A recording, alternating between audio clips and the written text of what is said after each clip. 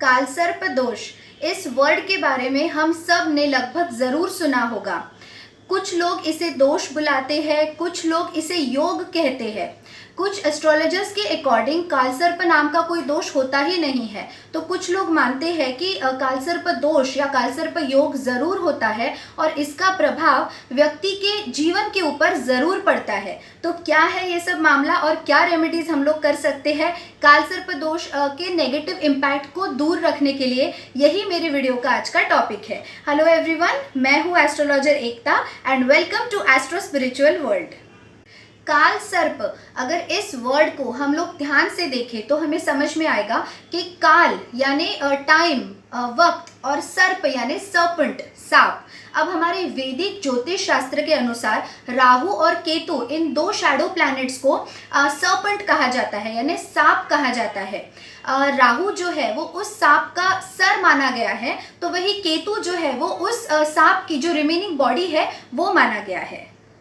वैसे तो अलग अलग एस्ट्रोलॉजर्स कालसर्प दोष या कालसर्प योग को अलग अलग तरीके से डिफाइन करते हैं, लेकिन अगर मैं आम भाषा में एक जनरल लैंग्वेज में अगर आपको समझाने की कोशिश करूं तो आप ऐसा समझ सकते हैं कि अगर किसी भी व्यक्ति के जन्म लग्न कुंडली में राहु और केतु के बीच में अगर सारे प्लैनेट्स आ जाए, जितने भी प्लैनेट्स है, 7 मेजर जो प्लैनेट्स होते हैं वो अगर सातों प्लैनेट्स राहु और केतु के बीच में आ जाए, यानी राहु केतु का जो एक्सिस है उसके बीच में आ जाए इंक्लूडिंग लग्न, तो ऐसे में कालसर्प दोष बनता है। कालसर्प योग या कालसर्प दोष में जन्मे जातक अपने जीवन में अनएक्सपेक्टेड सक्सेस या फेल्योर एक्सपीरियंस करते हैं based on their past karmas. अब किसी व्यक्ति के अगर पिछले जन्मों के कर्म अच्छे रहे होंगे तो ऐसे में ये कालसर्प दोष उस इंसान को बहुत सक्सेस भी दिलाता है, in fact unexpected success and unexpected gains दिलाता है।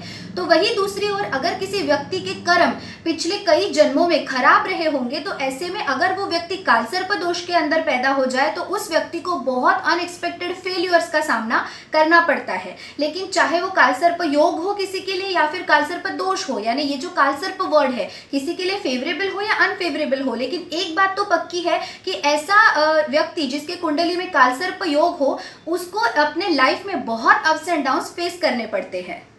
जैसे कि मैंने पहले ही बताया, बहुत सारे लोगों की और एस्ट्रोलॉजर्स की कालसर्प दोष के बारे में अलग अलग राय है। कुछ लोग इसे मानते हैं, कुछ लोग इसे बिल्कुल नहीं मानते। कुछ लोगों का कहना है कि कई बार कालसर्प दोष बहुत अच्छा रिजल्ट दे जाता है, तो कुछ लोग मानते हैं कि इससे व्यक्ति का पूरा जीवन नष्ट हो जाता है। ये डिपेंड करता है उस व्यक्ति की मूल जन्म लग्न कुंडली पे। तो जन्म लग्न कुंडली के आधार पर ही हम लोग ये एक्यूरेट प्रेडिक्शन दे सकते हैं कि कालसर्प दोष जो है वो उस इंसान के लिए फेवरेबल है या अनफेवरेबल है। और कालसर्प दोष अगर किसी व्यक्ति के कुंडली में हो तो वो कैंसिल होने के भी बहुत सारे ऐसे योग होते हैं। जैसे अगर राहु और केतु के बीच अगर सारे प्लैनेट्स आ जाए लेकिन एक आधा प्लैनेट उसमें से छूट जाए और राहु केतु के बाहर चला जाए, वो उस एक्सिस के बाहर चला जाए, या फिर राहु केतु एक्सिस में भले ही सारे प्लैनेट्स आ जाए लेकिन लग्नेश जो है या लग्न उससे छूट जाए, तो ऐसे में भी ये कालसर्प दोष जो है वो कैंसिल हो जाता है। या फिर अगर आपके कुंडली में बहुत ज्यादा शुभ योग कोई दूसरा बन रहा हो तो ऐसे में भी कालसर्प दोष का जो नेगेटिव इम्पैक्ट है वो काफी हद तक कम हो जाता है।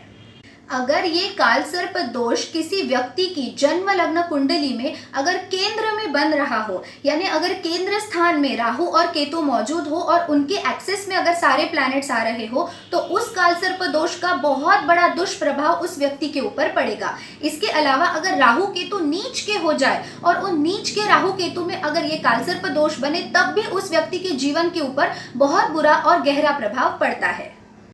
अगर हम लोग देखें तो कालसर्प दोष 12 प्रकार के होते हैं।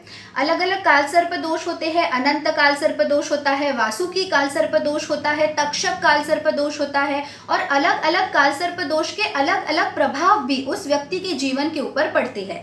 ये टॉपिक इतना ज़्यादा बड़ा है कि अगर मैं कालसर्प दोष के ऊपर बात करने जाऊँ तो 3-4 वीडियोस भी कम पड़ेंगे। लेकिन अगर आप लोग इंटरेस्टेड है तो प्लीज़ नीचे कमेंट करके मुझे ज़रूर बताइए, मुझे बहुत खुशी होगी कालसर्प दोष के ऊपर बात करने में। हमारे देश के and in fact all over world के ऐसे कई बड़े बड़े नेता है, अभिनेता है, या फिर अलग अलग उच्च पद प्राप्त किए हुए लोग हैं जिनकी कुंडली में ये कालसर्प दोष मौजूद है। तो ऐसे में हम ये बिल्कुल नहीं कह सकते कि कालसर्प दोष कंप्लीटली नेगेटिव है। जैसा कि मैंने पहले बताया कि कालसर्प योग या कालसर्प दोष जो है वो डिपेंड करता है आपकी मूल जन्म लग्न कुंडली में। तो कई बार ऐसा होता है कि कालसर्प दोष होने के बावजूद कुछ अलग योग बन जाते हैं जिस वजह से ये दोष कट जाता है, यानी कैंसिल हो जाता है। तो कई बार ऐसा होता है कि बाकी प्लैनेटरी पोजीशन बहुत अच्छी होती है लेकिन उसके बावजूद कालसर्प दोष जो है वो व्यक्ति का जीवन बिगाड़ के रख देता है। तो जैसा कि मैंने बताया ये कंप्लीटली डिपेंड करेगा आपके हॉरोस्कोप के ऊपर, लेकिन मोस्टली ये देखा गया है कि कालसर्प दोष जो है उसे दोष ही बोला जाता है, योग बहुत ही कम बोला जाता है। इतना है कि अगर किसी व्यक्ति की कुंडली में ऐसा दोष बन भी जाए और अगर उसके अलावा कोई राजयोग बन रहा हो या फिर कालसर्प दोष किसी योग की वजह से कट रहा हो तो व्यक्ति बहुत बड़े उच्च पद को प्राप्त करता है और बहुत नेम फेम सक्सेस पाता है।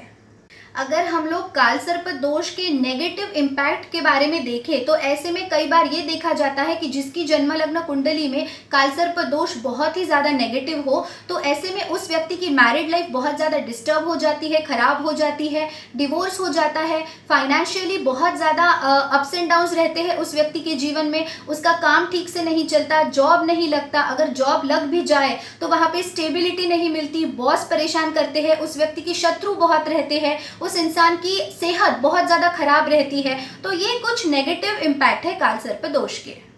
कालसर्प दोष की शांति आइडियली नासिक के अंदर जो त्र्यंबकेश्वर है वहाँ पे की जाती है और ऐसा माना जाता है कि ये कालसर्प दोष की शांति व्यक्ति ने अपने जीवन में 2 बार करनी चाहिए। ऐसा नहीं है कि आप एक बार करेंगे तो हो जाएगा।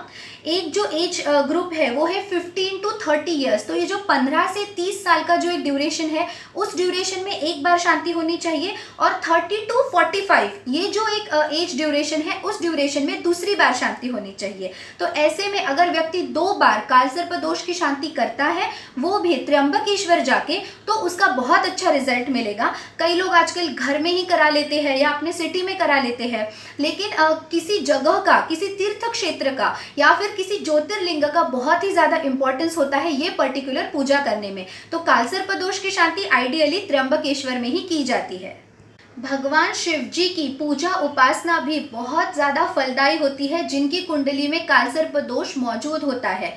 तो हर सोमवार को और हर पूर्णिमा यानी पूर्णमासी के दिन शिवलिंग के ऊपर अभिषेक करना, इसके अलावा भगवान शिव जी का जाप करना रेगुलर बेसिस पे, इसके अलावा एवरी मंडे को शिव जी के लिए फास्ट रखना या फिर शिव भगवान का कोई व्रत रखना जैसे 16 सोमवार का। इस प्रकार से अगर आप भगवान शिव की भक्ति करते हैं, पूजा आराधना नियमित रूप से करते हैं तो ऐसे में कुछ सालों के बाद आपका जो कालसर्प दोष है उसका नेगेटिव इम्पैक्ट कम हो जाएगा। मैं हमेशा बताती हूँ कि कोई भी व्रत या पूजा उपासना स्टार्ट करने से पहले संकल्प लेना चाहिए और पेशेंस रखना चाहिए। इमीडिएटली आपको कभी भी रिजल्ट नहीं मिलेगा। आपको कम से कम 1 साल, 3 साल, 5 साल कंटिन्यूअस ये प्रोसेस फॉलो करना पड़ेगा, तभी जाके आपको उसका पॉजिटिव रिजल्ट मिलेगा। अगर आप नाग पंचमी के दिन या फिर महाशिवरात्रि के दिन पकड़े हुए कुछ सांपों को मुक्त करते हैं, यानी सर्पों को अगर मुक्त करते हैं, बंधनों से आज़ाद करते हैं, या फिर अगर ये प्रैक्टिकली पॉसिबल ना हो तो ऐसे में प्योर सिल्वर या फिर प्योर कॉपर के नाग नागिन का जोड़ा बना के उनकी पूजा करके अगर उन्हें किसी बहते हुए साफ जल में प्रवाहित करते हैं तो ऐसे में भी आपका कालसर्प दोष जो है वो काफ़ी हद तक कम हो जाएगा। अभिमंत्रित नागपाश यंत्र अगर आप अपने पूजा घर में रख के डेली उसकी पूजा करते हैं तो उससे भी कालसर्प दोष का नेगेटिव इम्पैक्ट काफ़ी हद तक कम हो जाएगा। कालसर्प दोष के लिए 2 मंत्र भी मैं आपको बता देती हूँ। ये दोनों मंत्र मैं डिस्क्रिप्शन बॉक्स में भी लिख दूंगी। पहला मंत्र है ओम तत्पुरुषाय विद्महे सहस्त्रफणाय धीमहि तन्नो नागेंद्र प्रचोदयात्। अगर आप इस मंत्र का जाप डेली 11 बार भी करते हैं तब भी धीरे धीरे आपको पॉजिटिव रिजल्ट्स मिलेंगे। दूसरा मंत्र बहुत ही ज़्यादा सिंपल है ओम नागेंद्राय नमः, लेकिन इस मंत्र का जाप आपको 108 बार डेली करना पड़ेगा। ये छोटा मंत्र है और 5 मिनट में इसका जाप कंप्लीट हो जाएगा। तो ये ओम नागेंद्राय नमः इस मंत्र का जाप हर कोई कर सकता है और जिसका प्रोनाउंसिएशन अच्छा हो उन्होंने अगर आप लोग तो ओम तत्पुरुषाय विद्महे सहस्त्रफणाय धीमहि तन्नो नागेंद्र प्रचोदयात् इस मंत्र का भी अगर आप जाप करते हैं रेगुलर बेसिस पे तो आपका कालसर्प दोष काफी हद तक कट जाएगा। अगर आप किसी अनुभवी पंडित जी के हाथों से राहु और केतु इन दोनों ग्रहों की जाप और अनुष्ठान के साथ शांति करवाते हैं, तब भी आपका राहु केतु का ये जो दोष है, जिसे कालसर्प दोष कहा जाता है, वो भी काफी हद तक कट जाएगा या उसका नेगेटिव इम्पैक्ट कम हो जाएगा। और राहु केतु का जाप पूरा होने के बाद, अनुष्ठान होने के बाद, उसका आहुति और हवन होने के बाद जब आप दान करते हैं तब ये शांति पूरी होती है। तो राहु और केतु का दान क्या है वो भी मैं आपको बता देती हूँ। राहु का दान है स्टील के बर्तन, ब्लू कलर के कपड़े, गोमेद रत्न, ब्लैक कलर का कंबल और काले तिल और काली उड़द की दाल। ये जो चीज़ें हैं आप राहु के लिए दान कर सकते हैं, लेकिन सिर्फ नॉर्मली आपको दान नहीं करना है। जब आप ये अनुष्ठान करेंगे, जाप और अनुष्ठान करेंगे, हवन करेंगे और उसके बाद एंड में ये दान करेंगे, तभी वो शांति मानी जाएगी।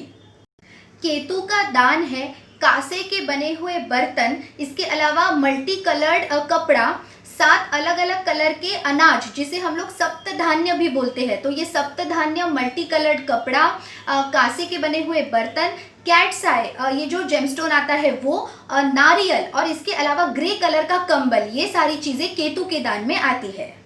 इसके अलावा राहु और केतु के मंत्र तो आप सभी जानते ही हैं। ओम राम राहवे नमः और ओम कें केतवे नमः। ये दोनों मंत्र जो है उनका जाप भी आप 108 बार डेली कर सकते हैं। आइडियली अगर आप ये जाप रात को 11 से 1 के बीच में अगर करते हैं, यानी मिडनाइट के अराउंड अगर करते हैं, तो उसका बहुत ही अच्छा इम्पैक्ट पड़ेगा। इसके अलावा मैंने मेरे चैनल के ऊपर राहु और केतु इन दोनों प्लैनेट्स के ऊपर काफ़ी सारे वीडियोस बनाए हैं, तो उन्हें देखना भी बिल्कुल मत भूलिएगा। आई होप मेरा आज का ये वीडियो आपको पसंद आया होगा और आपके लिए बहुत ज़्यादा यूजफुल भी रहेगा। अगर मेरा ये वीडियो पसंद आए तो please don't forget to like, share, comment and subscribe. For paid consultation along with gemstones recommendation and personalized remedies, kindly email me at ekta.khotkar@gmail.com. Thank you so much for watching my video. Stay tuned. Take care. Bye bye.